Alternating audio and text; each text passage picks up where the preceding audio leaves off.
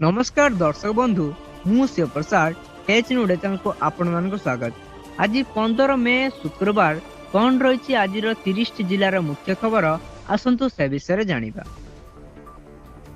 रातिरु मिलिला अस्वस्ति, रातिरे बिजुली घड़घड़ी सह झिपिझिपि वर्षा।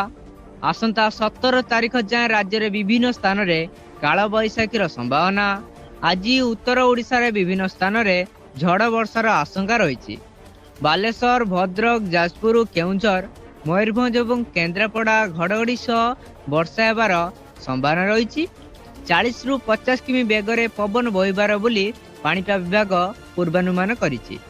उत्तर ओडिशा और उपकूल ओडिशा रे विभिन्न स्थान रे वर्षा होई पारे। सेहीपरि 15, 16, 17 रे उत्तर ओडिशा और दक्षिण ओडिशा रे किछि स्थान रे वर्षा होई पारे बोली पाणीपाग विभाग आकलन करिछि। परवर्ती खबर, रथखेल जोरसोर रे चली श्रीजीव रथ निर्माण कार्य। 3 रथर मोट 42 चकरू 32 चक निर्माण शेष होईछि। महाराणा सेवक माने 3 रथर बाकी अंश गुड़िकर निर्माण कार्य द्रुत गति रे आगे नेउछंती। रूपकार सेवक माने 3 रथर साल गुजरे नृसिंह रूप खोदई शेष होईतिबा रूढ़ गुड़िक पॉलिश कार्य जारी रही। रथर निर्दिष्ट अंश पाई जुगाई दिया जायतिबा काठर कौनसी समस्या देखादेले सेही चौपट काठर किछि अंश बाद देई अन्य अंश रे व्यवहार रे लगा जाउछि, महाराणा सेवक माने कहिसंती। परवर्ती खबर, तैल संकट जुगु प्रभावित होइछि घरोई बस चलाचल। राज्य रे 14,000 घरोई बस चलाचल करुवा बेले एबे पाखापाखि 2,000 बस चलाचल बंद होई गलानी। पेट्रोल पंप रे तेल न मिलिबा जुगु विभिन्न जिलारू बस चलाचल बंद रही। अनेक गाँ गहली को गड़ुनी बस। एभली स्थिति जारी रहिले आगामी दिन में बस चलाचल संपूर्ण बंद हो आशंका करा जायछि। सरकार एथिप्रति तुरंत ध्यान देबाकू घरे बस मालिक संघ दाबी करिछि।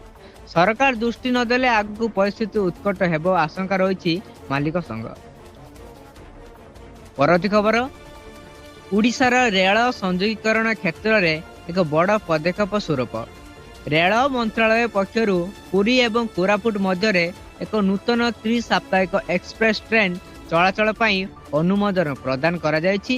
ए नूतन train Puri Koraput Puri express Khordha road, Bhubaneswar, Angul, Sambalpur, Bargarh road, Balangir, Titlagarh, Kesinga, Muniguda, Rayagada, कारिकुरुमगाँ एवं दमन जोड़ी दे चलाचल करिबो। ଏହା ଦ୍ୱାରା ଉପକୂଳ ପଶ୍ଚିମ ଏବଂ ଦକ୍ଷିଣ ଓଡ଼ିଶା ମଧ୍ୟରେ ସଂଯୋଗୀକରଣ ବୃଦ୍ଧି ପାଇବା ସହ ଯାତ୍ରୀମାନଙ୍କୁ ଉନ୍ନତ ସୁବିଧା ଏବଂ ଆଞ୍ଚଳିକ ସୁଗମତା ମିଳିପାରିବ। ପରବର୍ତ୍ତୀ ଖବର, କାଳବୈଶାଖୀ ବଲାଙ୍ଗୀର ଜିଲ୍ଲା ହରିଶଙ୍କର ରୋଡ ରେଳ ଷ୍ଟେସନ ପ୍ଲାଟଫର୍ମରେ ଥିବା ସେଡର ଆଜବେଷ୍ଟ ଉଡ଼ିବା ସହ ଲୁହା ପାଚେରୀ ଲେଉଟି ପଡ଼ିଥିବା ଗୁରୁବାର ସକାଳେ ଦେଖାଯାଇଛି।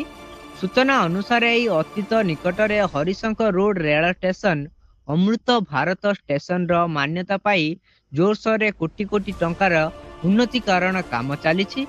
मात्र 5 मिनिट पवन बहिबार प्लाटफर्म नंबर 1 रे निर्माण होइतिबा सेडर लागितिबा टीण आजबेस्ट उड़ीबा सह सुरक्षा पाई निर्माण होइतिबा लुहा पाचेरी मध्य लेउटी पड़िछि।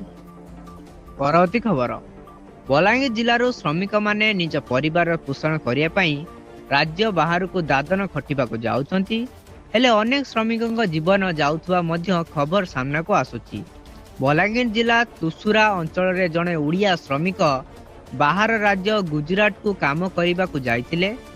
डंगुरीपाली गाँव वीरेंद्र छत्रिया गुजरात लिजारू स्थित एक मार्बल कारखाना परिसर रे काम करता बेले हठात मेसीन विद्युत संस्पर्श आसी श्रमिक जनक जली जाइथिबा जना जाइछि।